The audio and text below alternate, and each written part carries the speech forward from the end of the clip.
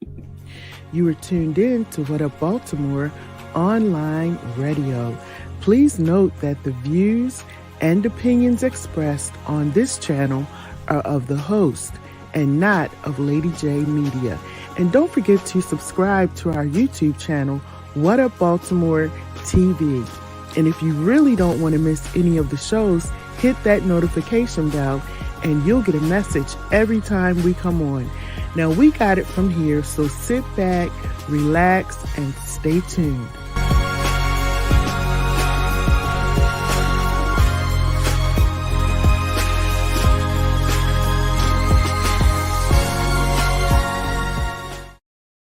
Hey everybody, this is Dr. Lady J. I'm back. My apologies for starting late. Just trying to get Mr. Wells on, and there's some technical problems going on. So you're actually going to hear him on the phone instead of him being on the camera.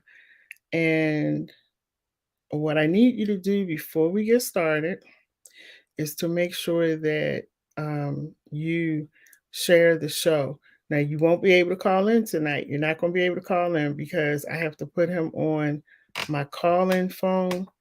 So if you try to call, it's not going to work because he's on that line. So right now, I'm just trying to get everybody, just let everybody know that we're on. Let me see. Okay. So tonight we're going to be talking about this book that I was telling you all about last night, and it's called An Apology to Women. And it was based on a question that I put out not last week. It was a couple days ago. And I was asking the question. The question was, are men overrated? Because a lot of women are saying that they don't need a man. And I was asking the question because I wanted to know what everybody felt about it. Now, everybody's still commenting about it and everybody's giving their varying opinions, which, I love it. Keep giving your opinions. I think there's a reason for women feeling this way, which I want to talk about tonight. And that's why I wanted to bring this gentleman on with his book so we can talk about that, because I think women go through a lot of pain and trauma that we sometimes don't talk about. And maybe that could be a reason why, women feel like that. I don't know, but we're going to have the discussion tonight. But like I said, please do not try to call in because he's going to have to be on that line tonight. So I won't be able to take your calls. You can feel free to comment. You can put your comments in there.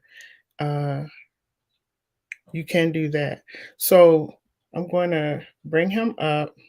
Let me just put this last thing on here. At the bottom, if you would like to come on and do a show, or there we go. If you would like to come on and do a show, or, tell your story, the information is scrolling at the bottom of the screen. Okay. All right, everybody. So let's get started. Like I said, feel free to comment. I'm getting ready to go live on Instagram as well. So you can feel free to comment on IG. All right. So I have the author of the book that I was showing you all last night. This is the book right here. The book is called An Apology to Women. So I was asking the question last night, should men apologize? And somebody said, one of the men said, what are we apologizing for? So Mr. Wells, I want you to introduce yourself and let the people know who you are. Okay, my name is James Wells Jr., and I'm the author of An Apology to Women. And what was your question? Or is there a question? Yeah, the question is, I'm just going to ask you what one of the men asked me. He said, so now we got to apologize. Like, what are we apologizing for? No, I think apology is up to the individual himself. Mm-hmm. I wrote the book. I wrote the book after getting feedback from a number of females. Mm-hmm. and family members and friends. Okay. And I was writing books. My first book, as you know, is Neurovision. My second book is Everything Must Change. Mm-hmm. So I was about to start on another book, and it was suggested that, no, you should write something for women. Mm-hmm. So that's how this book began. That's how it was formulated. So, me personally, I felt like I definitely should apologize for my former behavior. Mm-hmm. And one of the people I should apologize to was my first wife. Her name was Ruth Lowry. So in my book, the first chapter is called Ruthie. And I give you insight into our relationship, Mm-hmm. what transpired, and then I apologize at the end. Mm-hmm. I felt compelled to apologize for my former behavior because I was very insecure and very immature at the time. But I didn't realize that till later on as I revisit the relationship. So unfortunately, she's passed away. Mm-hmm. So at my book signing, I read the apology from this particular chapter, Mm-hmm. and I wanted to put it out there. But you actually all men have to apologize. I'm not saying that. Mm-hmm. I'm apologizing for my former behavior. So, and then as you can see, there's a number of other stories where men are interacting with women. You know, it's different love stories, and they mistreated them. So they apologize for their former behaviors. It's also different letters from different men that apologize to their mother, their sisters. And this is all about apologizing to women, but and that's what this is about. But it's and then at the end, as you know, there's a number of suggestions Mm-hmm. that there are a number of suggestions that are suggested to women. Women read this book before it was in print. Mm-hmm. So there's a review on the back tells you how they felt about what they read. So, and you know what? I understand that. And so I get that as women, we would be excited because, this man has written a book. He's apologizing you're basically apologizing for the hurt and pain that you caused other women. And, I have some men who even question that because their question is, why, why are you apologizing? Why am I apologizing? Like, why do you okay, Ahmad, I see you. I'm going to send it to you right now. I'm going to send it to I'll send it in Messenger. I'll send it to you right now. So yeah, some of the men are just saying like, sir, why why did you feel like you needed to go through all of that and apologize? Well, like I said, that was a personal choice. Mm-hmm. But I'm not saying that all men need to apologize. Mm-hmm. I want to clarify that because some men may not have done anything wrong. Mm-hmm.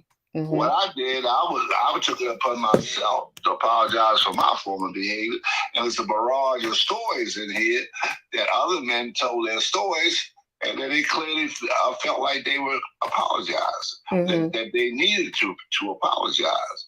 So let's clarify this. Mm-hmm. I'm not saying all men should apologize. I'm not saying that at all. Mm-hmm. That's a personal choice about you. But like I said, it was a personal choice with me about my former behavior. Mm-hmm. Give us an example of, and you mentioned one lady, but give us an example of a person, because I don't want to read all of your book. I am going to read some parts of your book. Ahmad, I just sent it to you. I'm going to read some of your book, but give us just an example of what was the lady's name in the book who you said that she became an addict?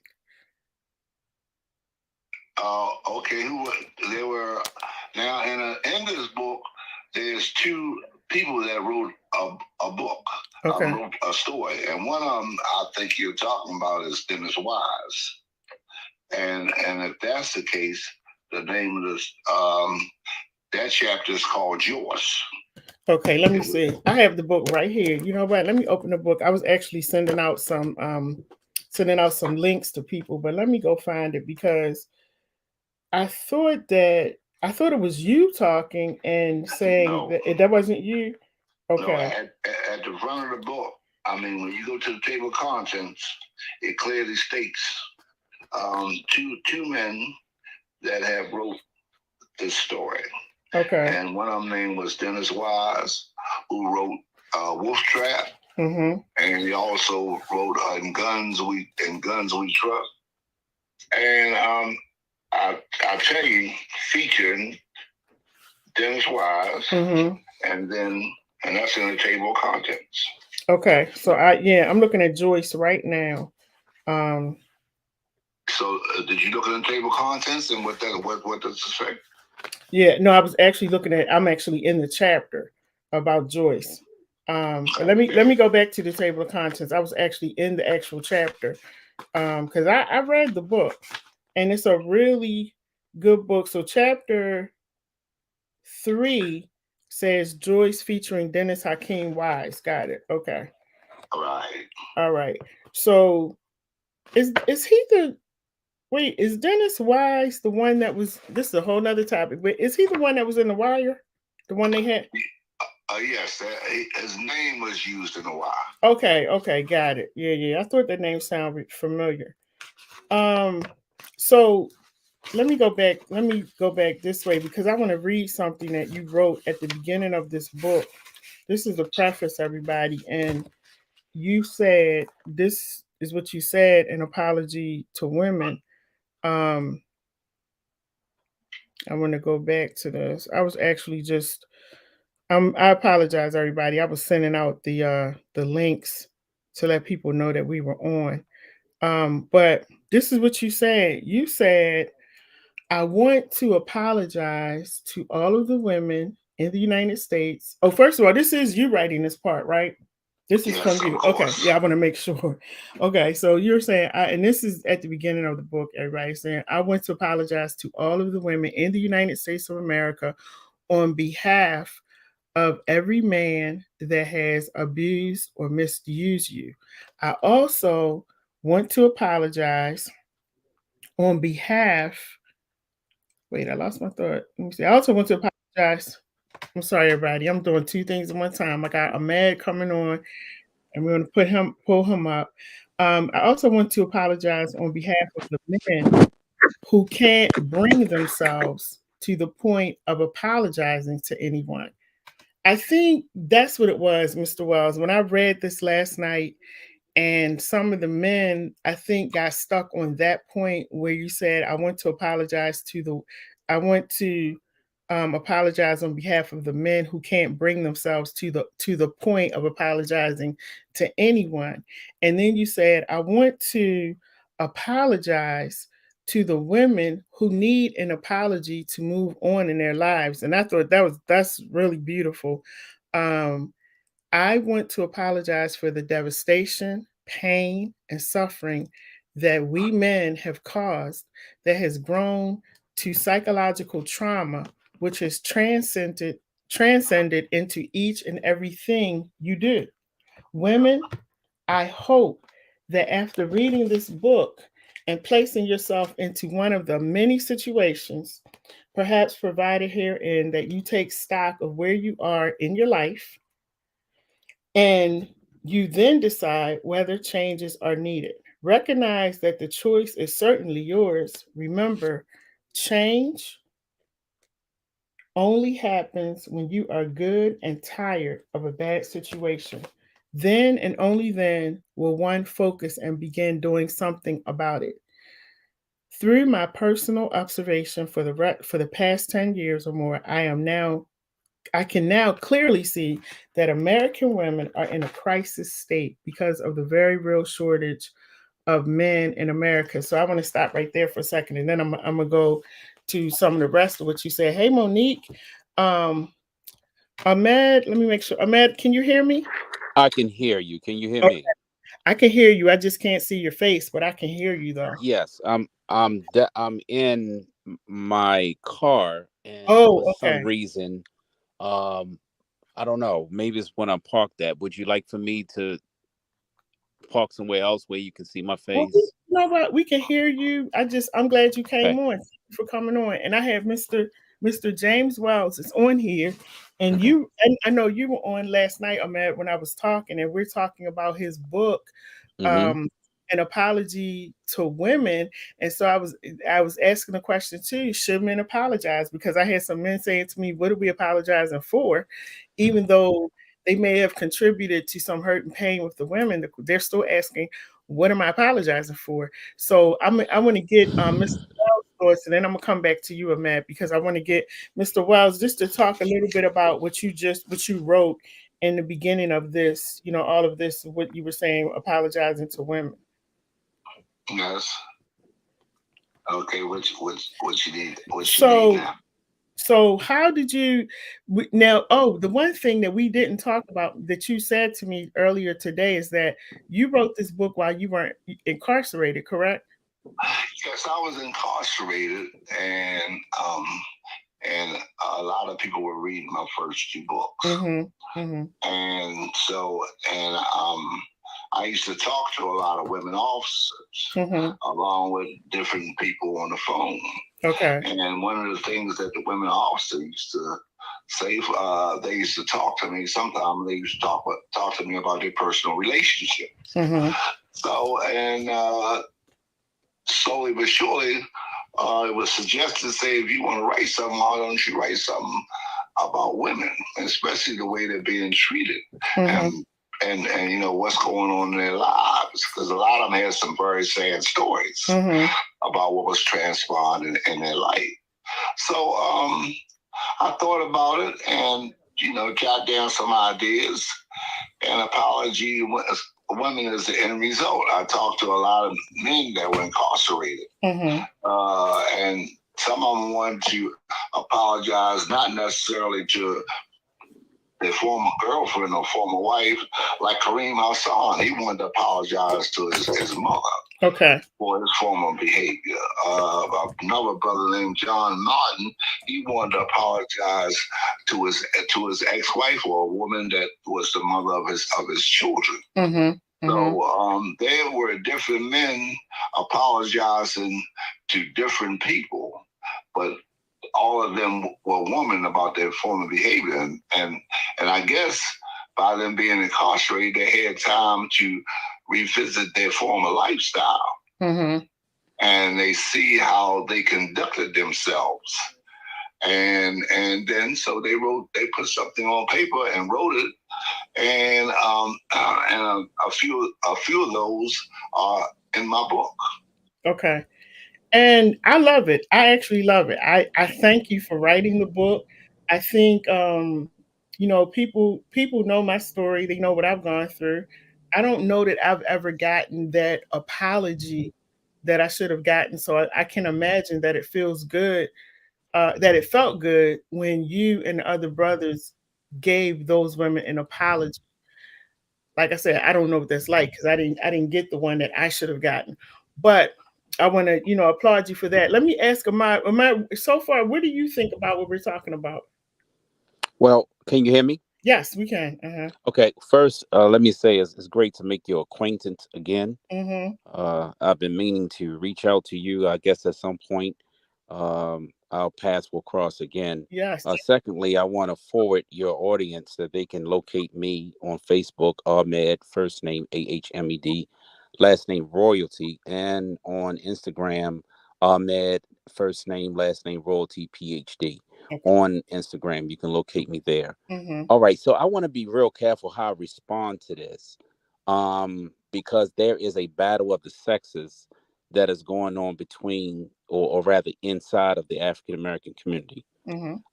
And this battle of the sexes is who can I blame the most. Mm-hmm. So for every 7 things I could say wrong about you, you could say 14 things back, and it just never ends. The cancer in this, if you follow the navigation of the disease, is that we're canceling each other out in the long run. It's not progressive. Now, there's a historical apology that needs to be uh, transferred, and yet there's a current apology that needs to be transferred to women. Mhm. The historical apology that needs to be transferred to women should be from the men, because we are the head of our families. If women, and then this is my historical assessment, if women were being kidnapped, if women daughters were being raped, we have to look at the head, the protector, Mhm. and say, how did you either allow this, or were you on the front line and died in the cause of making sure that it didn't happen? So we in history have failed our women. Now, one would say we were at the mercy of firearms, etc. Mhm. And I think that's true, but at the same time, as we account for the amount of slaves that were kidnapped, we should be accounting for, if even more, men that died as a result of trying to protect us, right? Mhm. So there needs to be an apology issued to women for, hey, I first historically apologize for not protecting your foremothers, thus allowing you to become under servitude in another land, being uh the most raped woman and violated woman on the earth, Mhm. uh and then transferred to another country. Then there needs to be a current apology that is now, as you can see, it's really, I mean, at this point, the male is the mascot Mhm. for the violation between man and woman. That's so 98, I'm sorry, 78% of households are held by African American women, single African American women. Mhm. There's a reason why the average woman doesn't get along with her mother-in-law. The reason it is because women are procreating, or should I say, raising these sorry men, because the man is absent, right? Mhm. So yes, that's the why you don't get along with your mother-in-law, because she's the reason why he's the way he is, and she's the reason why he's continued to stay that way. I'm saying to you in a gentle, loving way that in the woman community, the women are now turning the women out and violating them, meaning that girls are born and they have rights. They have rights to be led, develop into females. They have a right to be taught motherhood, wifehood, sisterhood. And so what you see is this war going on right now amongst black women with each other. Mhm. So, for example, my mother has had the same friends for the last 50 something years. Now you don't see black women having that kind of sisterhood. So I think that there's tremendous violations that is going on and disunity. Like men really are known not to stick together, but this whole new thing now of women hurting women, mothers hurting daughters, daughters hurting mothers, sisters hurting sisters, aunts. The elderly women have disconnected themselves from the youth, and the youth women don't want to hear nothing the elderly women say.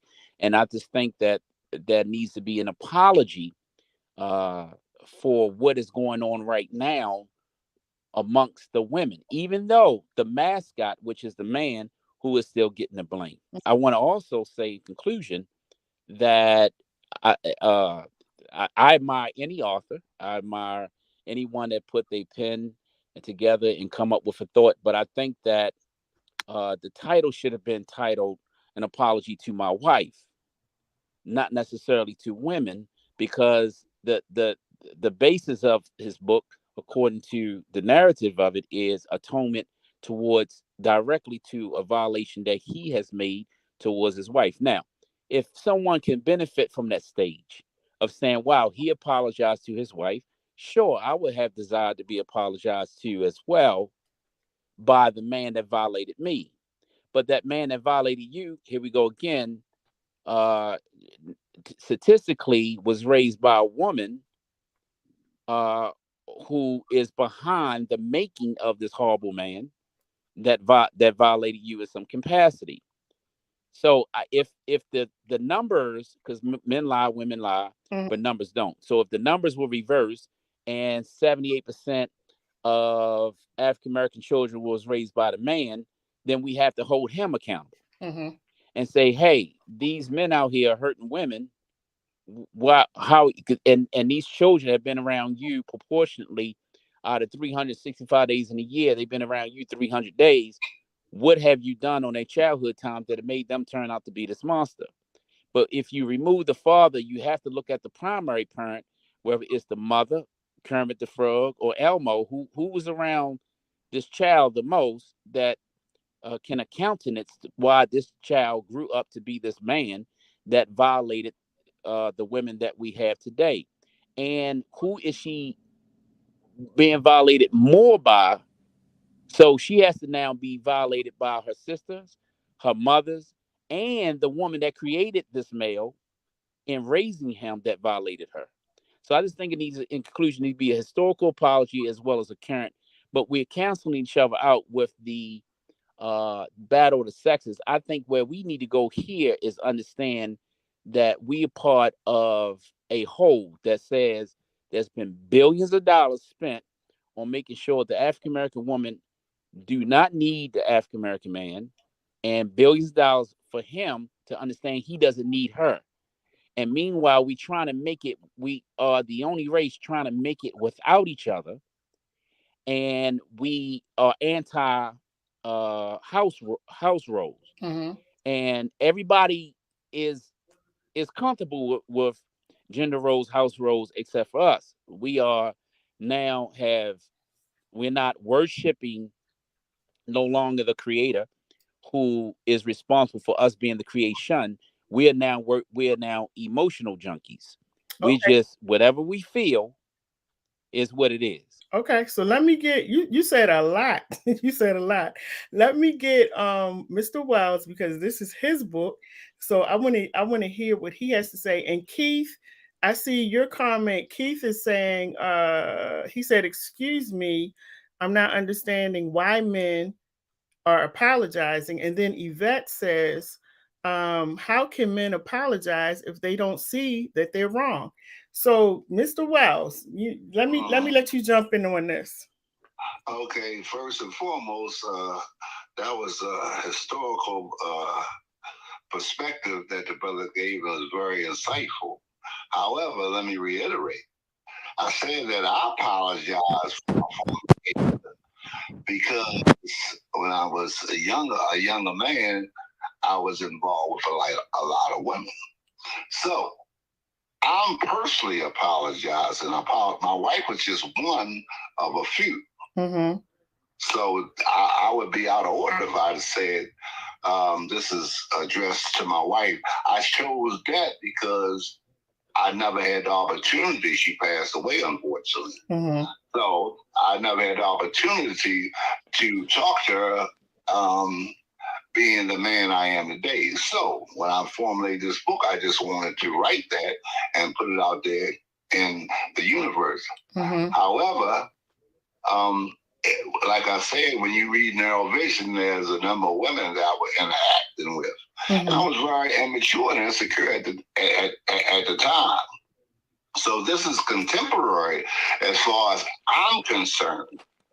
You understand what I'm saying? And the men who wrote these other whether it was a page or two apologized and wrote these other stories, they were apologizing for their former behavior. They didn't look at it from a holistic perspective, involving going back in history and dealing with the masters and things like that. They wrote it from their perspective and how they felt about what they had did early on before they were incarcerated. So no, the book it should have the title that it's having.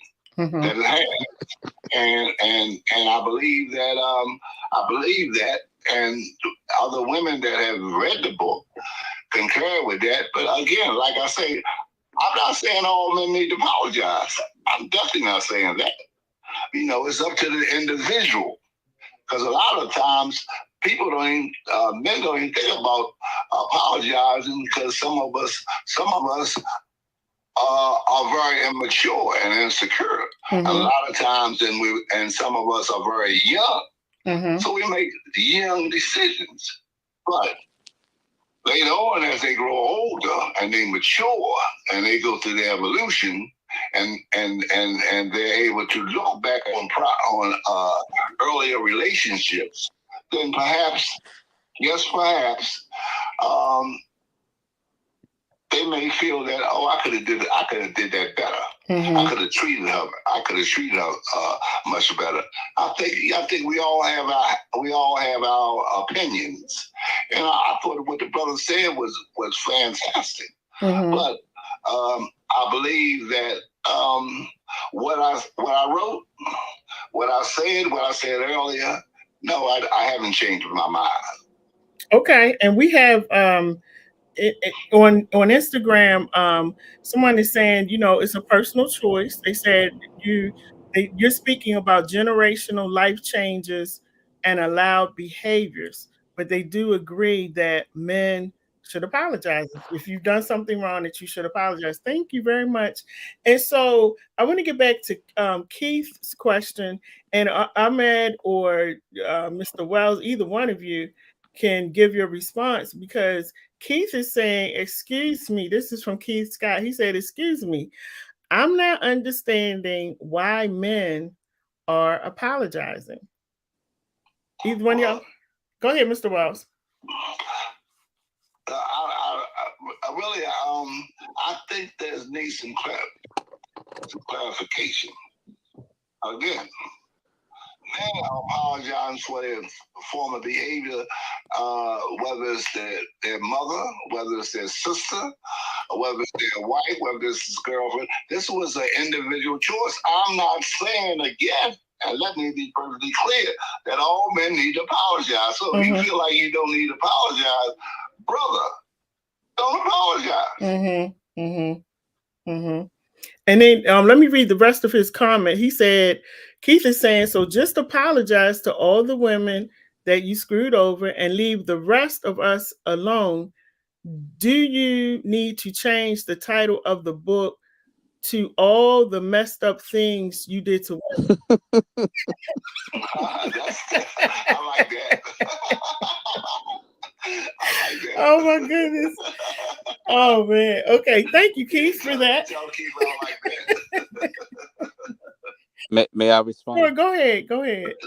Okay, so what happened is that there is a social bias. The whether we want to accept it or not, the elephant in the room is not that Black men have not done wrong. The elephant in the room is that we are not to blame for everything. Even though socially we are painted as King Kong and we are often the villain. And we, a person asked me the other day, how does it feel to be a Black man? And this was one response. I said, imagine waking up and you're the blame for everything. For everything. And directly you're to blame, indirectly you're to blame, and it's as if, and even as children, when the children play on a playground, the adults subconsciously look at the boy and say, what has he done wrong? When you're in court, the boy is not, the boy grows into to be a man, and he's still looked at as what he's done wrong. And so there's a gender bias when in reality we're not to blame for everything. Now back to the apology aspect, I think that an apology should be issued between the both of us. That's where you get true healing. Healing is not me apologizing for the 7 wrong things I've done and you done 9 wrong things that I don't even know about, only because you can get away with it better than me and you're more disciplined and hiding your sin. Healing is me apologizing for my 7, you apologizing for your 7, and now we can go into closure. You see, it's not me apologizing and because I got caught and you know what you've done and said and acted on that you have not gotten caught on. And someone would say, well, what if she hasn't done anything wrong? Well, the law of humanity is that we all not perfect. We do wrong all the time. We fall short. We all are progress in the making. Mm-hmm. So there's just like there's no perfect man, there's no perfect woman. So we Right. have to apologize on a daily basis. So now we talk about the existence of apology and the schedule of it. But the apology should be transferred between both. The burden shouldn't be on the one that got caught. But why would the I hear that. woman? Okay, let me make sure I'm hearing you correct. So, if the man has wronged the woman or done something to the woman, why would the woman need to apologize too? Well, here's the deal. It takes a village to raise a child, right? So when my son or daughter get in trouble in school, they call the parent. That should not stop just because I'm emancipated. So if you got a man doing you wrong, yes, he should apologize, but you should be going to his mother too and saying, "Hey, you raised him this way, and this is what he's a 20 to 30-year product or representation of what you have sown into him." So when my children go out into a world, nobody has to say I was a good parent or bad parent. All they have to do is just look at how my child behaves. Mm-hmm. So I'm Well, saying it doesn't stop when we're an adult. well, somebody made a comment and they said that's just plain people pleasing. What you just said is just people pleasing. People pleasing is when you want to please a person for social acceptance. What we're talking about is targeting uh, or navigating our way to healing and closure, right? Mm-hmm. Both personally, culturally, for the benefit of structural family or functional family. Why are we struggling in the 3 unit family? Why are we, like I said, 78% single parent home in the African American community? Why are African American men absent? Why is it that you can, join the kindergarten all the way up to the 12th, and there's not one class being taught on how to be a wife or how to be a husband? Mm-hmm. Okay, this is strategic warfare that has been planned for us to not uh, or at least think that we don't need each other. When in reality, the highest education you can take is what grandma and them did, which having a PhD in how to take care of a family. And the highest education a man can have is having a master's degree or PhD in how to provide for his family and protect his family. It starts there. Everything else should be a bonus. This is why I said we cancel each other out, and apology is necessary for each other. Okay, so we have somebody that just asked to come on. They're on Instagram. So and this is a female, so I want to hear what she has to say. Go ahead. Okay, hey, I'm Rose the coach, and I'm listening. And I just joined. I don't really know the whole topic, but I'm listening to all the men speak and respect to everyone. But we're speaking about, in my opinion, I respect what everybody thinks. It is a form of people pleasing because why are people apologizing? People need to accept what people do or what they say because they have to be accountable for their actions. Mm-hmm. They have to be accountable for what they do. Trauma from our history when we weren't even there, and I'll go back to cotton picking days. I'll be 54 next month. So I wasn't there, and I just said this week, I said, there's no way I'll be picking cotton for anyone. So they might as well do whatever they have to do. Mm-hmm. So it's a choice. So if someone says something that's disrespectful or hurtful or harmful or whatever to anyone, it's your choice to apologize. But why apologize? Just don't do it. And if you do it, be accountable for it. Separate yourself because at the end of the day, we're all born in trauma and we're all healing from something. Mm-hmm. Something. Even if it's from the past where we weren't even there, we know our history. So we tend to attack one another. But like someone mentioned on here, there's no more villages. There's no more tribes. We're the tribes. Mm-hmm. I'm watching people with this poly relationship now. And then they call themselves black kings or, and these are my queens. No, that's a sex thing. Straight up. And that's a sex thing and that's not cool. But that's their choice. And who are we to judge? Okay. Don't go anywhere because I'm pretty sure these guys have something to say. Mr. Wells, you want to respond? You want to respond to her?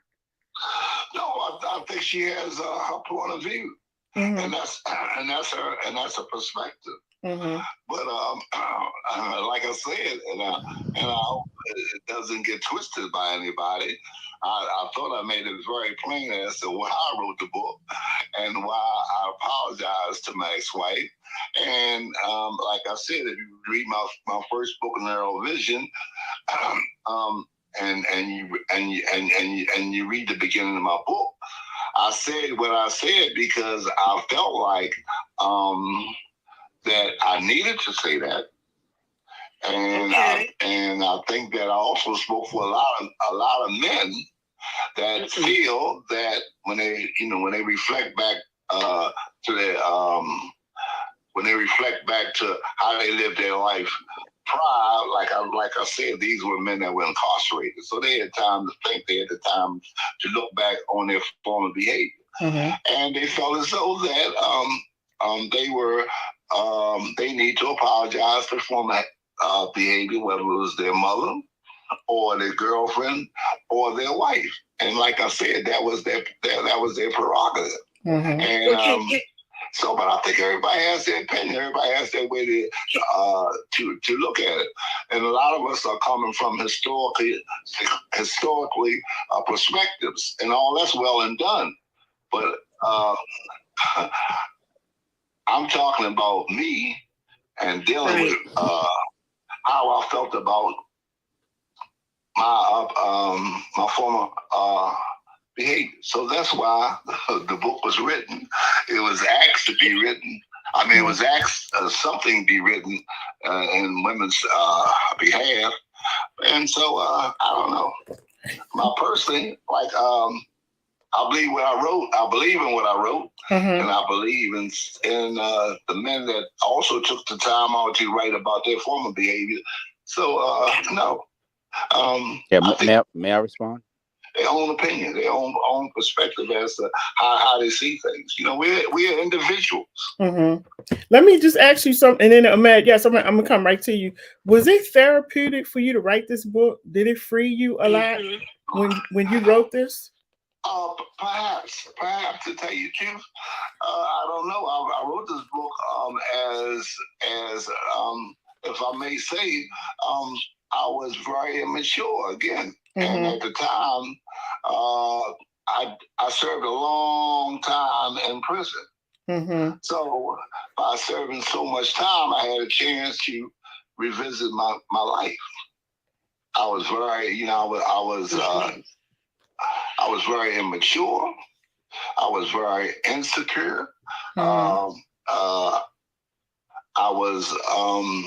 only had a 6th grade education. So as I went through my evolution, as far as acquiring what was offered at the institutions, A-grade certificate, GED, A degree, BS degree, and through my evolution, I was growing up, so I had a chance to reflect. I had a chance to look back at my former behavior. I came from a very good family. However, I was attracted to the streets. So I like the individual I am today, and I've grown up.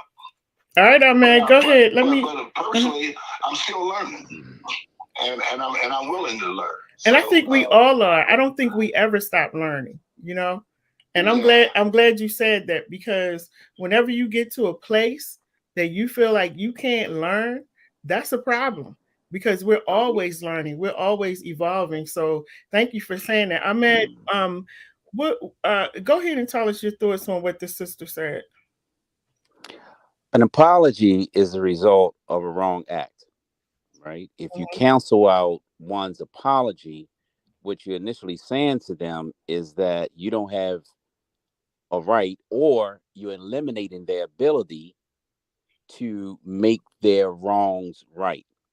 And when you eliminate one's ability to make their wrongs right, you also is eliminating the person that has been wrong from experiencing healing or closure, Mm-hmm. especially if that person is still alive, because a dead person cannot apologize, right? Mm-hmm. So, but now here's the deal: there are people that you're not going to get that apology from, and therefore you may not directly experience the benefits of the apology, which should lead into what? Closure and healing. Mm-hmm. Because of, again, I'm gonna be repetitive. A person has a right to get up in the morning and say, God has given me new grace. I'm going to use that to correct my wrongs and make it into right. I'm going to find the person that I've done wrong, and I'm going to say, I apologize. So we don't want to take the apology, or cancel out apology, because you're canceling out the exchange of healing and closure, Mm-hmm. right? Mm-hmm. So apology is necessary. Now, if the person is not going to apologize, then what you have to do, in my assessment, is you have to say, well, I don't need three things from you. I don't need your permission to move beyond the wrong acts and deeds that you penetrated upon me. There's more life. Let me withdraw the equity of education and lessons out of this exchange, because see, everything we can't learn in school or from a book. There's things that we can only learn from the price of pain and on life training. A lot of these things are not necessarily, in other words, they really just life lessons. Mm-hmm. These are educational courses. LL Cool J said it best. In the beginning of the day or the end of the day, my friends and my enemies are both my teachers. Mm-hmm. Okay, so therefore, what are you learning? Y'all can withdraw. Now, if Smokey Robinson made his first $1 million off a broken heart Mm-hmm. because the woman cheated on him and she wronged him, but if it wasn't for that wrong and him withdrawing the benefit of that pain and writing that song, we would never have uh she used to be my girl. Mm-hmm. You see what I'm saying? So a lot of education comes through the exchange of so-called wrongs. But that's but if we're saying, hey, you raped me, right? And here comes the rapist saying, I have awakened, let's say 5 days later or 50 years later, and I want to go to the person I raped and I want to apologize.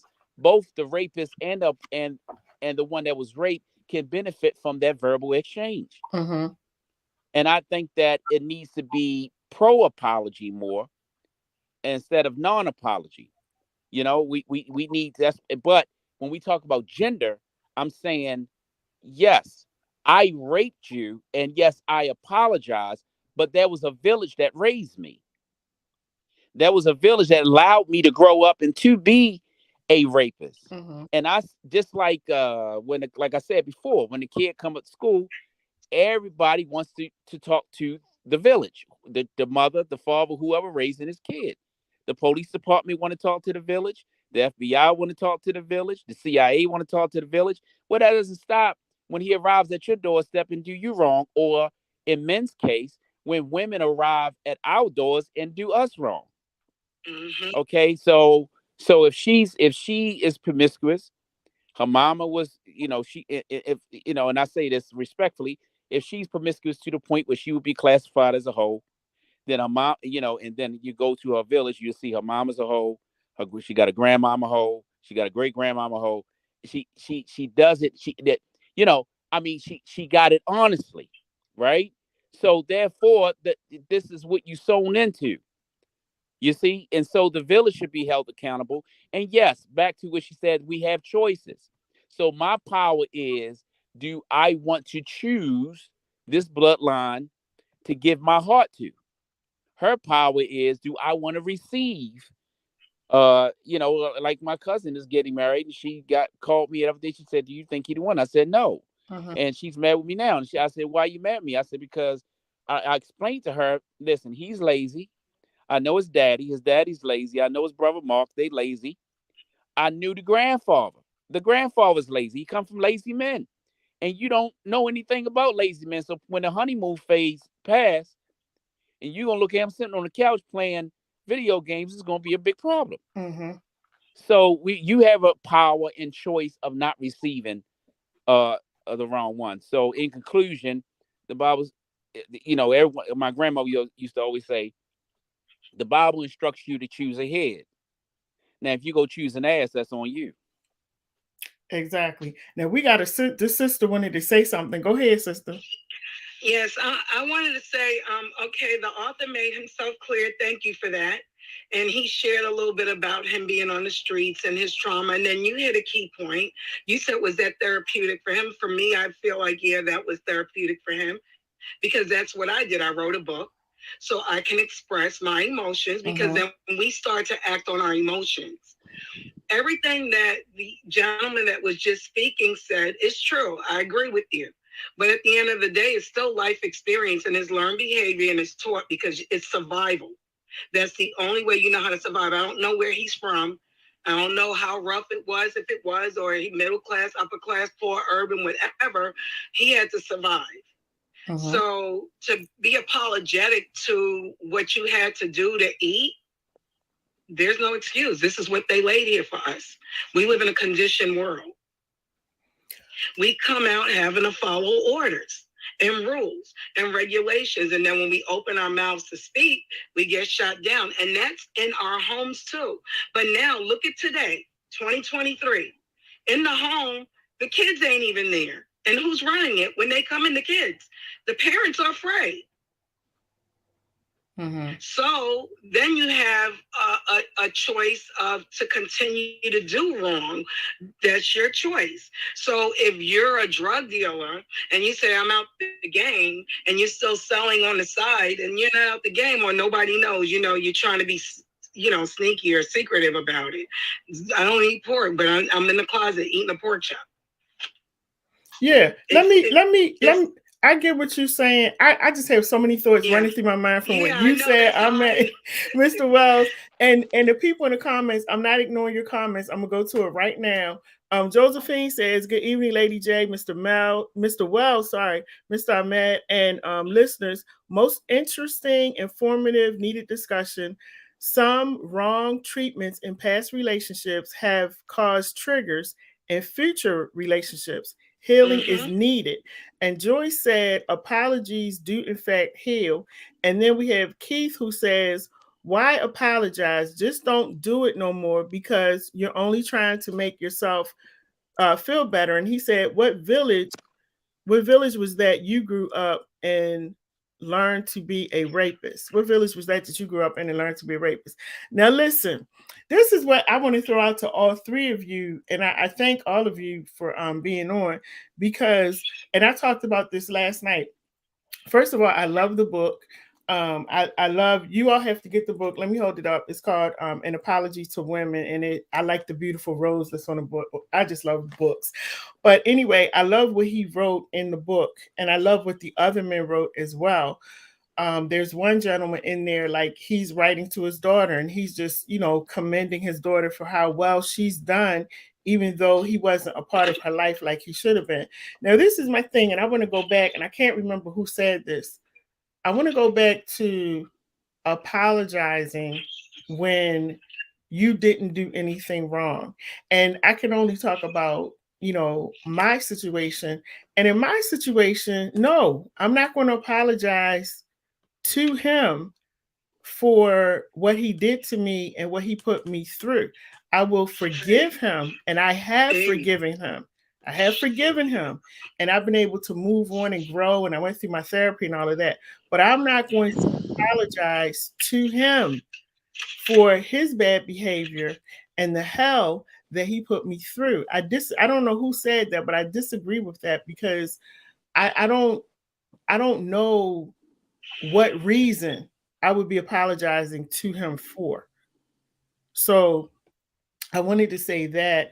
And then I also wanted to say about this book, I wanted to read something that Mr. Wells also wrote in the book. He said, and it also explains again why he wrote the book. I hadn't really gotten this far, but he talks about, which I thought was interesting. He said, through my personal observation, He said, I can now clearly see that American women are in a crisis state because of the very real shortage of men in America.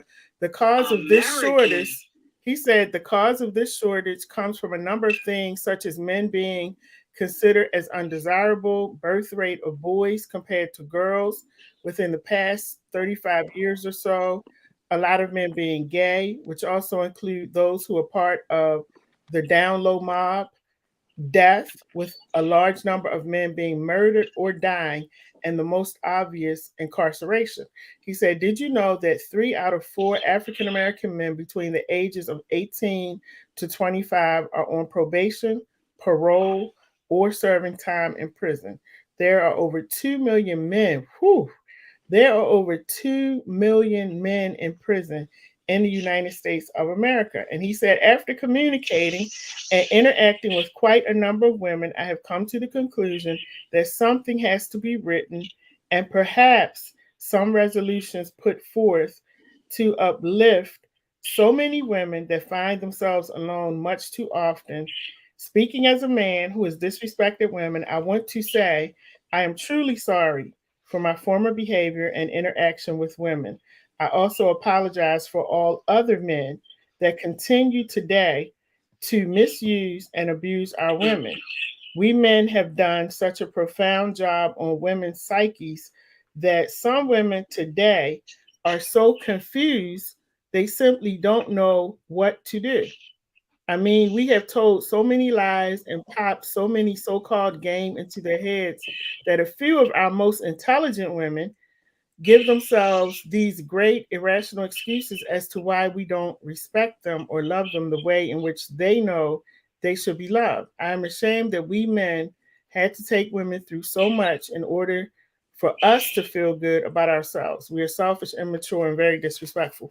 Now, that part right there, I'm going to tell y'all might not agree with that. I agree with that 1000%. And I feel like um, not all men, but some men need to apologize. They need to grow up. And me stepping up and apologizing or taking them by the hand and walking them through the village or whatever, I'm not doing it. Okay. I'm not going to do it. I'm not walking you through the village. I'm not going to feel sorry for you.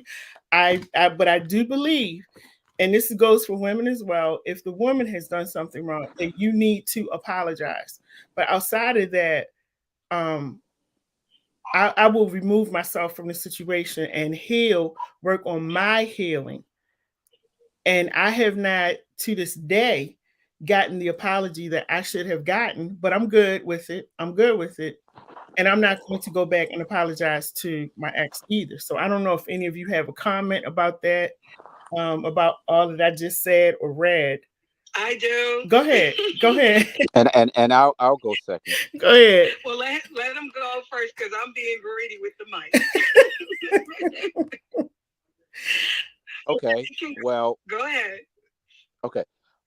We are the offsprings of kidnapped slaves, um, who have been robbed of everything, including our minds and our spirits and our souls. And what you have is the result and the manifestation of a people that looks like they're being uh they're they're living in a city, but this is out here is really a concrete jungle. Mm-hmm. It's a modern day wider and bigger plantation. um and war has been waged on us, and we are playing a major part in it. um Chemically, there's a war that's been waged on us through our foods that's killing us.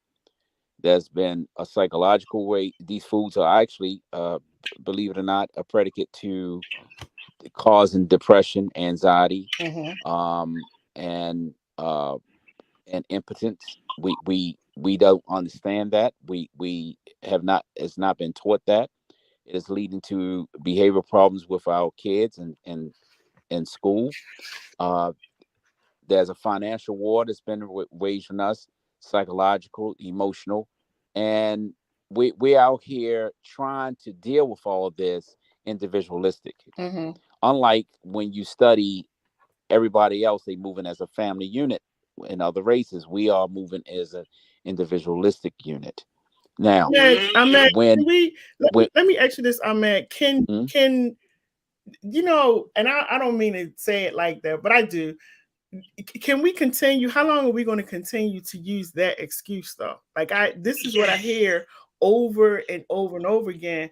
At what point are we going to move away from the slavery? I'm not minimizing any of that. okay, and here's the response to that. Yeah. Here's the Yeah. response to that. So it's called post-traumatic slave disorder. Mm-hmm. The only way we can move past it is stop recycling it. See, when we sit here and black men uh get multiple women pregnant and not take care of their kids, what we're doing is we're recycling the buck mindset. We're bringing it up to date. It's like rebooting your phone. When women out here and they still let's say dressing like they on breeding farms, and they prefer to raise a child alone, give me the child support check, the child don't need a covering, the child don't need a protector. Mm-hmm.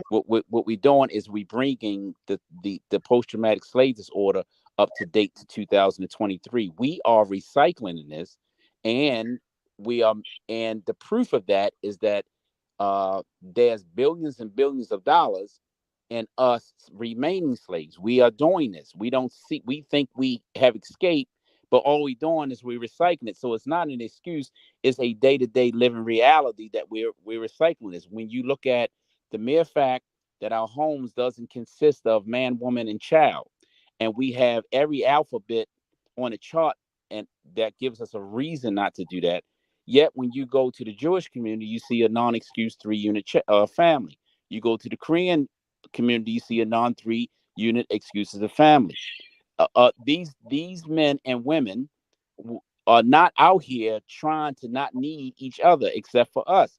But when you step into our community, we the only ones that want to be excommunicated off of the reality that we are recycling and rebooting uh, and making a whole new fresh app of how we live when it comes to slavery. So Right, now, when it comes to black man, men, let me stop you for 1 second because my sister over here, she about to jump out her car. So let me I want her to go jump in and say what you had to say, sister. Go ahead. Why I want to ask him first, the gentleman that was speaking, I'm mad. Why is that? Why what you just said? Why is that? Why are we living like this? we okay, so we living like this because we don't want to do the work. See, for example, we want to win without going to war externally, and we want to win without going to war internally. We don't want to go within. Let's start within. See, when you get yourself together and kill the internal demons, both the family change, the family cycles, and study thyself and get you together, then now you can create a healthier home. Once you create, well, let me finish this point. Once you create a, because it's a chain. Once you get self together, then you can get family together. Once you get family together, you can get the community together. Once you get community together, you can get the city together. But if the cancer starts with self, and we don't want to do the work, what we want to do is continue to do more of the same. We want to keep going to the same people, and I boldly say this, and trying to trying to force them to give us employment, trying to force them to to to to give us education, to give us the right foods, to raise our children, to take care of our elderly.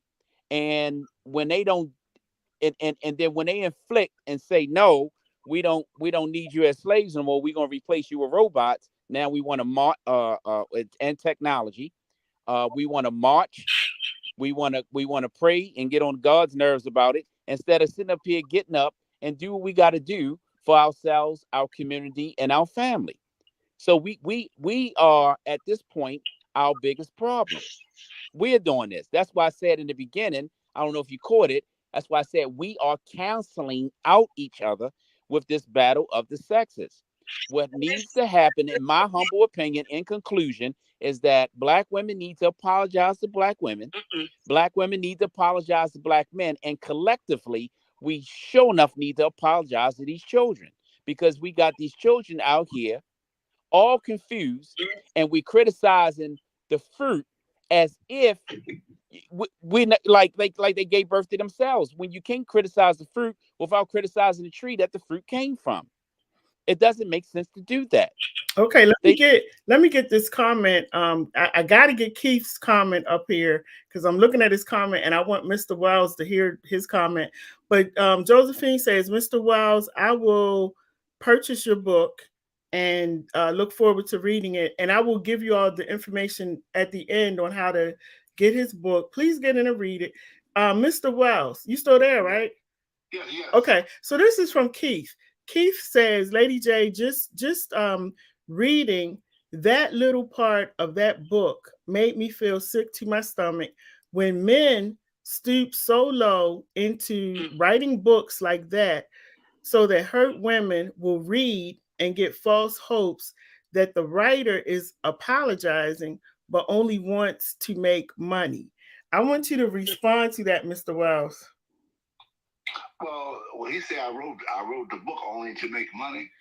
And he's also saying that he feels as though you wrote the book almost like you're playing on the woman's emotions, is what he's saying, and you're giving them a false hope by doing this apology. He doesn't feel like the apology is real, but he feels like it's more of you making this book about an apology to women to make money. Oh, what apology to women, as I said before. The apology to women was something that I felt like I wanted to write. Now, as I said, the book was suggested by women that you should write something for women. So, since I was writing something for women, I used myself first. And I wrote this book. I'm telling this story. Now, am I selling the book? Of course I am. I'm a writer. So I really don't know. I didn't write the book to play on anybody. I wrote the book because that's how I felt. Okay, and actually, I'm gonna be honest with y'all. I believe him because I had had a conversation with him, and I believe that that's what I was asking earlier. Was it like therapy for him? Because there are different ways that people do things in order to heal. Me sitting in front of this camera, when I learned how to sit in front of the camera and speak in front of the camera, this is therapy for me, okay, to sit here and talk about it. Everybody can't sit here and be open about what they went through and what people have put them through, but I'm one that I just put it all out into the atmosphere. But it's therapy. It's therapeutic for me. So when he says that he wrote the book and it was therapeutic and it was something that he really felt like he needed to do, like, I believe him on that. I don't think that it was a thing where he was looking to become rich or he was playing on anybody's emotions. I did tell Mr. Wells this yesterday, though, because y'all got to read. I was only on the first part of the book, but y'all got to really read through the book, because I said, I think Mr. Wells back in the day, I think he was one of them brothers that he could talk a woman out of all of her clothes. I did tell him that yesterday. Because he knows how to talk. He knows how to talk, and he knows how to be in tune to what women are thinking. So I do think back in the day, he was probably one of those brothers that was just like a smooth talker, and he knew how to really study women and captivate their attention. But I do believe now that this book was really written to apologize, like he said, and for therapy. Go ahead, sister. I know you were saying something. Yeah, because I agree with you 100%, Lady J, because it's a form of master manipulation. And I think it catches up to you. And I said this earlier on the live. If you don't have any instincts in your body to say, I'm going to try to heal me before I even touch on the next person, whether being a man, my mother, my father, my job, anything, any type of relationship, financial, with children, anything, then you don't mean, yes, he could be genuine. Yes, I believe that he didn't write the book for the heck of it. He wasn't just saying that because some women just said, hey, write it, we need to hear this from you. I think it came from the heart, but I also think he still has some dishonesty there. He should have been a little bit more open where he said, for me, this book helped me therapeutically to get out of my comfort zone, to open up on a lot of things that I now see that was wrong in my younger years. Mm-hmm. And like you said, maybe he could talk, I didn't read the book, or, I don't know him. You communicate. Maybe he has that, that gift for gabs. Like, I think Mr. Wells got a little swag with him. I think when he was back in the day. I don't want to do because I'm trying to be cautious. But at the end of the day, I agree with Lady J. Yeah. You don't have to apologize if you don't do it. Mm-hmm. Number one, I'm not going to apologize for something that someone did wrong to me and I retaliated. Mm-hmm. Because you're a human. Right. So if someone did you wrong and you retaliate and you let them know how you feel and it's wrong and everyone's like, oh my God, you did that? No, why am I apologizing to you? It made me feel better. I'm not going to do that no more. And I got it out my system. I'm just not going to apologize. Okay. Because for me, the mental trauma that I went through in my marriage that caused me to have 3 strokes and a heart attack, I'm not apologizing. I'm not apologizing for, what that person put me through. Should I have walked away? Yes. But when you get stuck in those types of situations, as strong as you think you are, it's like you can't even it's like being in a box and you can't even figure out how to get out of that box because you just been beaten down so much that you can't figure it out. But when I think about this situation now, I'm not going to apologize. I don't have any apologies for him. But like I said, I've forgiven him. But the hell that he put me through, no, you don't get an apology. You get forgiveness and you get distance, but no, there's no friendship. There's no, outside of that, I don't really have anything to say to him. I wish him well. I really do. But apology, no, because I've had to, I suffered from all of that.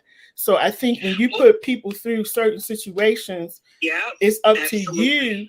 And that's why I like what Mr. Wells did. It's up to you to come back and say, you know what? Yes. And that's if you are mature.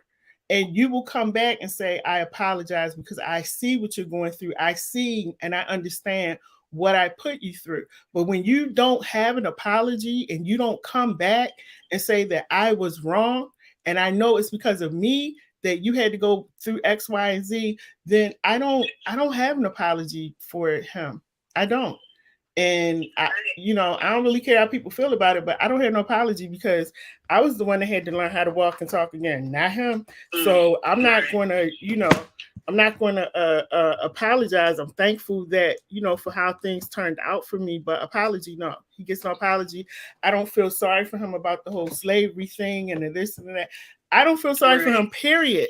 Because I really feel like Ahmed, and I get what you're saying, but I feel like sometimes people do know what they're doing. And because people are so messed up, they are messed up. And because they are so messed up and they don't know how to deal with their own hurt, pain, and insecurities, they put all of that on you. And if you're not strong enough to say, you know what, I'm not going to deal with this, I'm going to walk away, then you get stuck and you become their punching bag and you become this thing that they're always going to be throwing all of their stuff on because you're the wrong one. And when they, in fact, are the ones that need the healing, and I understand the whole slavery thing and the post-traumatic slave disorder, but some of these people out here that come from good families, it's and it has to do with mental health issues. But we can't always blame it on slavery is what I'm trying to say. We just always can't, and in my case it wasn't a slavery issue in my case. Yeah. Okay, so I would like the chance to respond when I can. Validation. You cannot use your past trauma and trauma from our history as a form to say this is why I'm behaving like this. No, you did it. Now own it. And people are going to retaliate because this is how they feel, especially if they didn't hurt you first. But you have to also know that they got a lot of hurt in them. They got a lot of healing they have to do, and they're not using that as an excuse. The retaliation comes from the way you mistreated me, the way you caused me to become ill. And like she said, it has to do with mental stability. It has to do with unhealed people because it's not hurt people hurting people. It's unhealed people hurting people. Exactly. Period. Exactly. Okay. And we are not healed, especially talking about slavery every day. And let me just throw this in. I ain't saying nothing else. The Juneteenth was just here.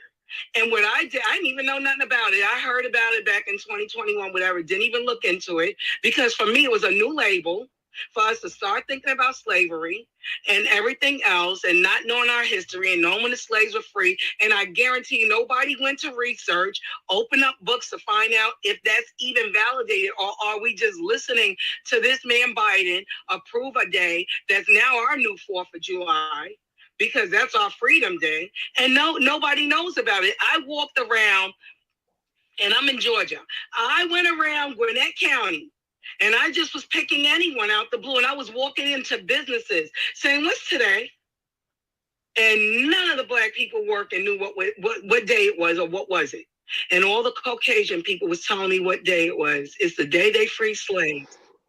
And I'm sitting here saying, okay, so now banks and stuff are closed, but the mailman running, so they pick and choose who's gonna work and stuff. But on Independence Day, everything closed except for the stores making money, the furniture stores and stuff.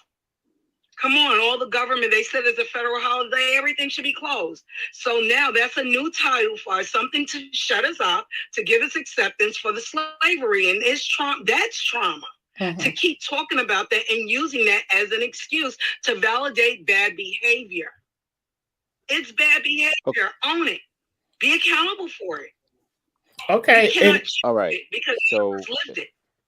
And we're you just living it now, modern time slavery. You just opened up a whole nother thing about the Juneteenth. I'm not even going to touch that, but y'all go back and understand what Juneteenth is about. The slaves did not know that they were free. But go back and read about that, and this is where Juneteenth comes up. But I don't want to venture out into that. But I'm at go ahead. Okay, so I want to. I'll get back to that in a minute. But first, I want to respond to the author with the assumption that he's doing this for money.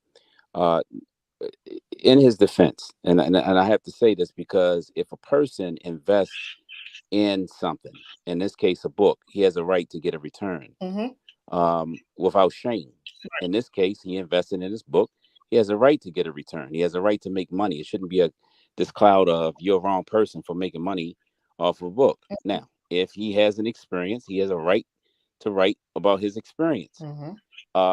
He has said that this is who I used to be and this is who I am now, which says that he has exercised his right to evolve. No one has a right to say, hey, you're making money off this and that and this. No, look, he's evolved, he's grown, he's seen his mistakes, he's apologized. Now, if you want to benefit from that apology via a man or woman, then you benefit. If you don't want to benefit, then you don't buy the book, you buy something else. But the notion or the frequency of he shouldn't benefit from this at all via therapy.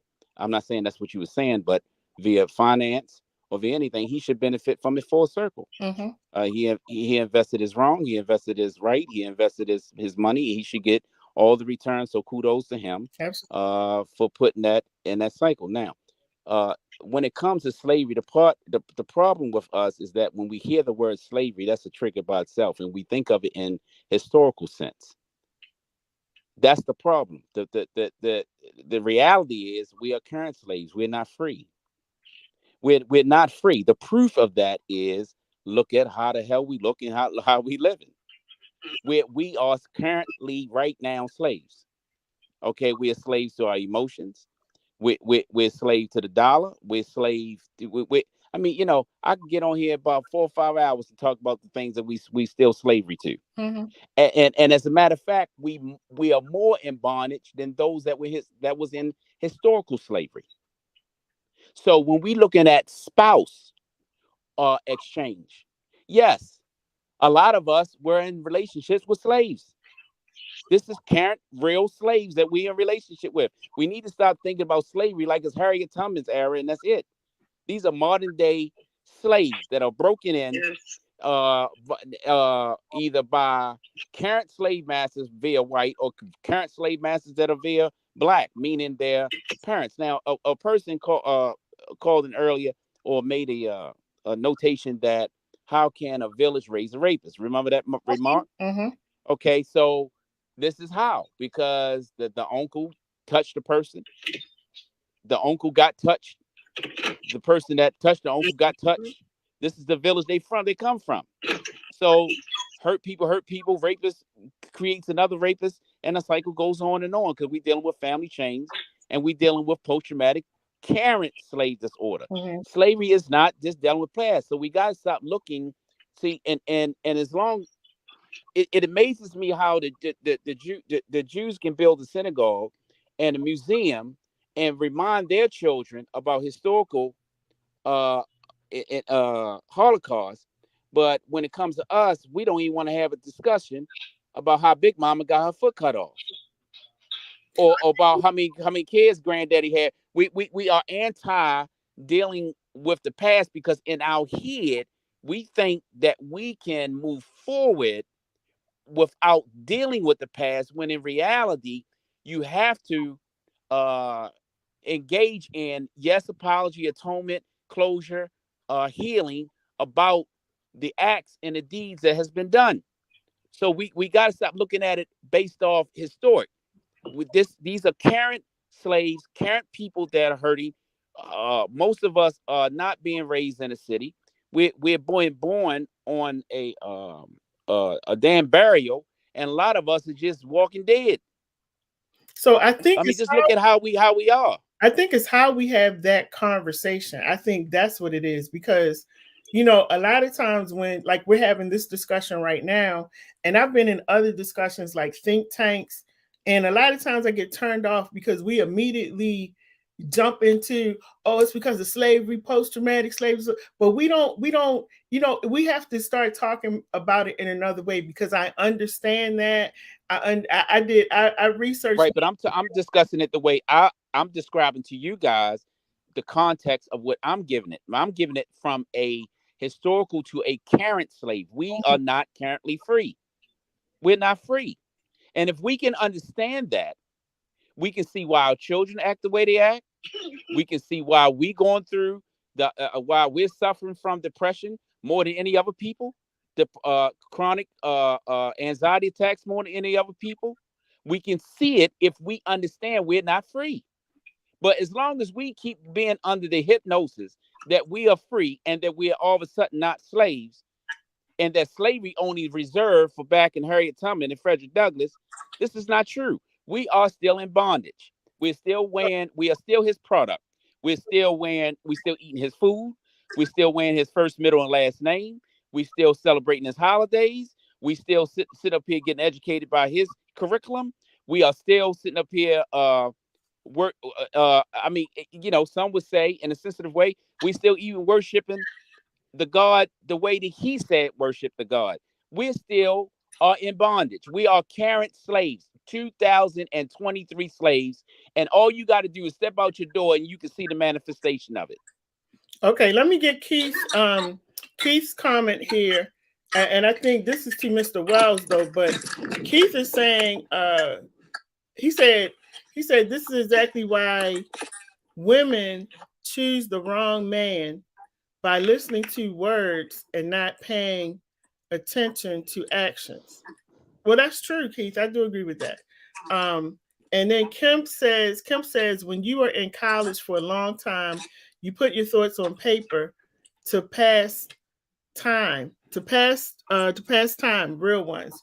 And then Keith is also saying to you, man, he says, brother, what comes after slavery? And I think that's I got to come back and Ahmed, I hope you can come back where we can have another conversation about that because that's a good question right there. And I do want to talk about that. And I already answered. Yeah, It's supposed to be freedom, but we're not free. mm-hmm. But he's saying what comes after slavery. He's saying it once again in the context of the past. Mm-hmm. He's not looking at it.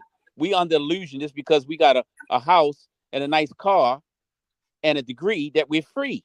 Mm-hmm. We're not free. I just listed all the bondages within that short period of time, and there's many more bondages that we're still under. Mm-hmm. We're not free. Okay. Now let me go to the back of this book real quick before we close out. I'm not going to read all of this, but in the back of Mr. Wells' book, he has author's notes, and basically in his notes in the back, women, he's kind of giving us pointers on different things. For example, like he says, a booty call is just a booty call. Like he's trying to give us some pointers on, you know how you have like a big brother, and your big brother's kind of telling you to look out. Like Ahmed was saying, he did with his cousin, a few minutes ago. He talks about vulnerability and self evaluation, personal responsibility. This is a really good book that I hope you will purchase. And he really, after you read what he wrote and what some of the other people wrote in the book, he comes back to helping women, in some ways to kind of walk into your healing and how to open your eyes and spot certain things that we may miss, because sometimes, as women, we can be so hurt in certain areas that we haven't healed from, that the first person that comes along and shows us a little bit of love, thank you for coming on, that the first person that comes on and shows us a little bit of love, we jump right to it. So that's why I said in his book, from beginning to end, it's very informative. Let me hold it up again so y'all can see what it looks like. But it's called An Apology to Women. And I told him it was going to be a deep discussion today. But Mr. Wells, let me ask you this: how can people get this book, An Apology to Women? Well, they can get it from a few free places. One of them is the bookstore at Northeast Market. Mm-hmm. Another place is DJ Sean Marshall's store, 1946 West Pratt Street. And they can get it from Nordines, 1630 McCullough Street. Okay, now, like the sister that was just on, she said that I think she said she lives in Georgia. She lives in Georgia. So if she wants to get the book, how would she get the book? Well, give her my email, because she had to pay for the postage. I could mail her the book. Okay. But she had to pay for the postage. And the only thing I could tell her, I use Cash App. So that's the only way we could resolve that. Okay, so what I'm going to do is put Mr. Ahmed, Mr. Wells' email. I'm going to put his email up here so you'll be able to see it. Mr. Ahmed, thank you for coming on. We have Quinn Mitchell. He said some women never take accountability, but that's a discussion for a different day. Okay. Oh my goodness, I gotta get him on. I know who he is. Ahmed, did you hear that? No, I didn't. Okay. What happened? So somebody, Quinn Mitchell, made a comment on Instagram. He said some women never take accountability, but that's a discussion for a different day. So what I want to do on another day, because you know what, I think that as men and women, especially African American men and women, we need to have these kind of discussions. That we just don't have them. We can agree to disagree, and I still love you when it's over. But I think we need to have these types of discussions, because that's what's going to bring healing to the community. So, when I was going through my hurt and my pain, I'm going to be honest with you. Every black man that I saw, I hated them. I didn't want to deal with them. I thought all of them were dogs. I didn't want them near me, didn't want to be a part of them, because I was going through my hurt and my pain, and nobody was really having that discussion about how do you bring the two together, and how do we start showing that all men are not bad? Because what I saw in my view looking out my window was, at that point in time in my life, was that all men were bad. There's no way back then that I would be sitting on a screen right now having a conversation with Ahmed or Mr. Wells. I just would not be talking to you, period. And so I think we have to have these conversations, because it will bring about healing. And I love the fact that this lady, I don't even know who she is. She jumped on from Instagram, but I love the fact that people are commenting and we're having this discussion because there's a lot of people out here hurting. And when we don't talk about our hurt, we hold it in. And that hurt still comes out in some way, shape, or form. It still comes out and it affects other people. And so I really want this to be about healing. And Mr. Wells, thank you for the book. Thank you for, sitting here. And I know people said a lot while you've been listening. But thank you for your book, An Apology to Women, because that's what you felt like you needed to do. And Yes. yeah, and and it's and y'all, I didn't even read through it's so much stuff that I did not read in the book. That's why I'm saying you have to get the book, because as you read it, you can see that it wasn't about people making money. It was therapy for people to put their stuff out there. Now, Mr. Wells, one thing I want to ask you too. A few of these guys in here, like I know who Hassan is. So the guys that wrote this book, were all of these guys incarcerated? Yes. No, not all the guys. Okay. But some of the guys that were incarcerated, they felt like they should write something, and they wanted to write something to apologize to whether, like I say, whether it was their mother, their aunt, their sister, their wife, their girlfriend, and so I put it in the book. Okay. Now, I just want to read this one last thing, and then I'm going to ask Mr. Ahmad, and Mr. Wells to give us their closing remarks. But I want to read this one last thing that you wrote in the book, which I 100% agree with. You said, you talk about self evaluation, speaking to the women, before entering into another relationship, especially, y'all, especially, and I said this last night, after just departing from one, please stop and take a self evaluation of yourself. Take a re evaluation of yourself. You will see with 2020 vision that which was the catalyst that shattered your previous affair. This will also give you time and an objective perspective of exactly what kind of man that you want the next time around. Now you can visualize and plan beforehand what you expect from the mate of your choosing, what he has to have to even gain your attention. I love this. And what he can't have. You can employ that old adage, you attract exactly what you are. Yes, people of today think that a person attracts exactly the kind of person they are. I remember reading somewhere that if you want to know about a person, look at the friends that they are affiliated with and the friends that surround them. This is a great indicator of their culture, perspective, thought pattern, and prognosticator. I love that so much. And I thank you for that, because all of that is true. And I say that all the time. So I don't want to I'm not going to read all of this to you all. I want y'all to go get this book. Mr. Ahmed, Tyler, give us some closing thoughts before we go. Well, first, let me say to the author, get your money. You well deserve it. You invested in it, and be non-apologetic about retrieving the rewards from it. Um, and kudos to you for evolving. I think that's a good example. But as you have done wrong, I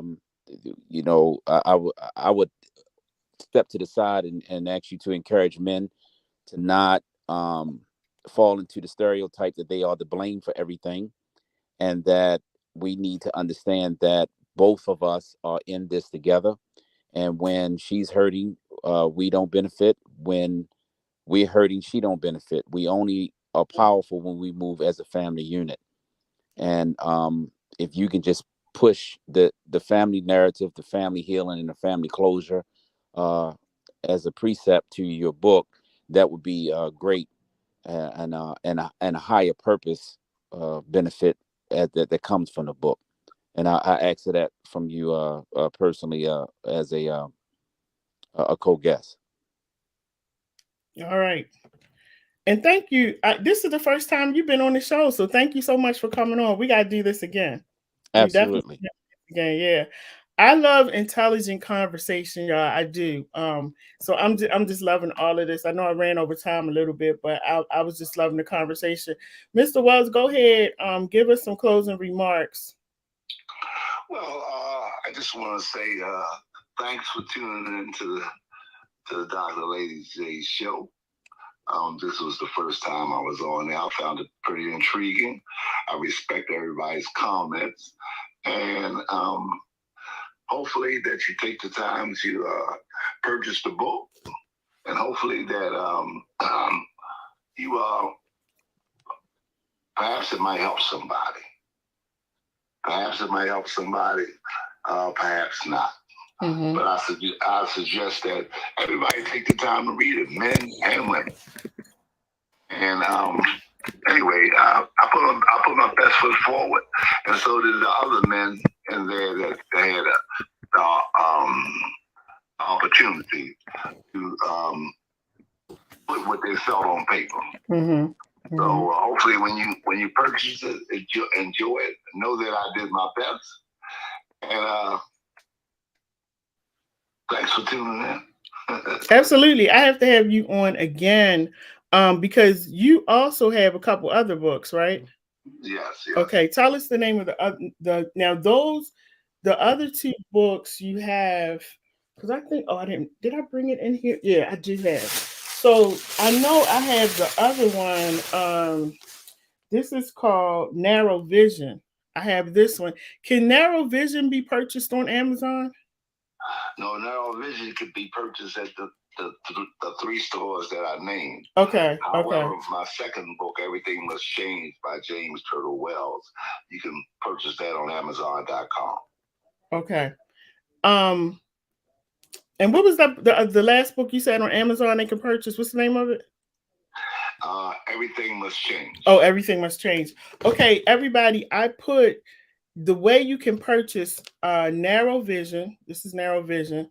His other book is An Apology to Women. I haven't really gotten through Narrow Vision yet, but I'm going to finish looking through that tonight.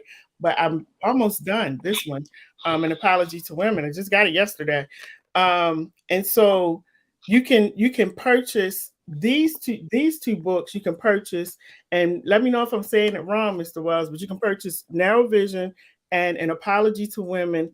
Go email him at James Wells Jr.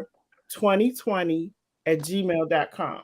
Let him know that you would like to purchase these books, and he'll get your information and he will mail you these books. But I promise you, as you can see, they're a good topic of discussion.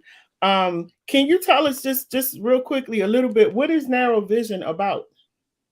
Well, Narrow Vision is a love story. Uh-huh. It's also about the largest bank robbery in history at that particular time. Narrow Vision tells you where I come from, and it just tells you my upbringing. Okay. And how I and the different how I interacted with dealing with prison and making bad choices and bad decisions. Okay. And I know I did see something in here about a prison escape or something in here? Well, that's not in Narrow Vision. That's in Everything Must Change. Everything Must Change. Okay. I knew I saw it somewhere. Miss Josephine said, Mr. Wells, Mr. Ahmed, I appreciate both of your perspectives and informative conversations. Awesome discussion. Thanks, Lady J. You are welcome. And so everybody, make sure that again that and I'm all about, let me say this, everybody, and I think anybody who knows me, I'm all about supporting Black businesses. So please, please purchase the books. If you see anybody out here, listen, whether we agree or not, let's just purchase. You could get the book and give it to somebody else, but if we don't support each other, nobody else is going to do it. Mr. Ahmed, I know that you have something going on as well, because Yvette is always telling me about your farm. Can you tell us a little bit about that? Yes, I purchased a farm approximately about maybe 19 or so years ago. Mm-hmm. I was born and raised in Baltimore City. Get from Gilmore Projects all the way up to Park Heights. I then put myself through college. I dropped out of college 7 times. Rejoined college 7 times. Got my master's. Got my PhD. Wow. Both um, uh, had two majors: theological science and studied law as a second major. I then got into real estate. Taught theological science for 4 years in college, but then I got into real estate, which paid me more at the time. Um, and then I went from real estate to uh, purchasing a farm. I started a nonprofit called Good Fathers Don't Grow on Trees that target fatherless African American male youth, Mm-hmm. um, and bringing them from the actual inner city to the farm, giving them agricultural skills. And I'm also an author. Wrote a book called From the Floor to the Farm, Mm. um, manhood training for men in church. Um, Your Honor, she hit me first with her mouth, Oh. counteracting 100 ways to prevent verbal domestic violence that leads into physical domestic violence. I'll be anxious to share plenty of those things with you as well. Mm-hmm. It takes a village to raise a wife. One book, also second series, Take a Village to Raise a Husband. So I'm Wow. anxious to talk to you about that in the near future. And thank you for inviting me on. And I really appreciate you and the co-commentaries as well. Absolutely. Oh yeah, definitely. You'll be hearing from me because I love books. Like I love books. I love to read. So I'm definitely going to call you because I want to talk to you about your books. Now, you will also be able to find Mr. Wells' book on. I'm going to put it up on my website. If you go to ladyjmedia.com, if it's not up there tonight because I'm a little tired, it'll be up tomorrow. I'm going to put his books up on my website because I want you all to go and purchase his book, support him in what he's doing, and I support any brother that's out here, uplifting women. I support them 1,000%. And Ahmed, I'm definitely going to reach out to you to try to figure out when you can come back on and we can talk about a few of your books because I would definitely love to. It's a few of them that you just mentioned that I know that I need to get. How can people get your books? Well, I took my books off of Amazon uh, for the purpose of trying to get my teenage son. Mm-hmm. Told me I was outdated. He's trying to get me to upload them on ebook and etc. Now, Yeah. so I'm trying to stay current with a website and everything. So right now, I need about a good 30 days to revamp all of this to be current in social media. So I'll keep you posted on how to get it from this point Okay. forward. Yeah, because Okay. I'm trying to reach the masses instead of just Baltimore at this point. And he's right because ebooks and Mr. Wells, I'm gonna talk to you about that too offline because that's what everybody's doing these ebooks and I have it on all of my tablets, computer, phone, everything. And I love the ebook. So, I like the books too, but I've gotten used to the ebooks. When I'm traveling, I can just pull it up on my phone, so that is the way of the world right now. So keep us posted on that. So when you do get it up, we can put it out there so we can support Absolutely. and what you're doing. All right, everybody. Well, thank you all. We were on Instagram, Twitter, YouTube. What else were we on? Instagram, Twitter, YouTube, and Facebook tonight. Thank you all for joining us. I really do appreciate it. I appreciate all of your support. I have some really exciting news that's coming up. The Lady J Media, y'all know we always venturing off into stuff. So I have some really, really exciting news. Something is about to happen, and I'll be announcing that. I'll be announcing that really soon. And I want you all to be a part of what we're about to do. It's a couple of big things that's about to come up, and dreams do come true. So I'm grateful for that. Make sure you continue to tune in. Tomorrow night, we have Free Yourself Friday with Mama Earth. Make sure you tune in. That's my girl, Yvette Williams. Make sure you tune into her show. She has such a soothing voice and a soothing spirit. So make sure you tune into her show tomorrow night. And thank you again, everybody. Have a great weekend. Be blessed. Mr. Ahmad, continue to have a blessed day tomorrow. Mr. Wells, you too. And I'll be talking to you all real soon. Before we go, everybody, Saturday at the Downtown Cultural Arts Center, Mr. Wells, as a matter of fact, he's going to be at the Downtown Cultural Arts Center. I forgot to say that. He will be there. Let me pull it up. He's going to be there from 2 to 5 p.m. on Saturday, June 24th, this coming Saturday. And I will be there as well. LadyJMedia is partnering with Reverend Wanda Golden and her husband, and they're doing this real big it's going to be so nice. It's called Turning Pain into Purpose.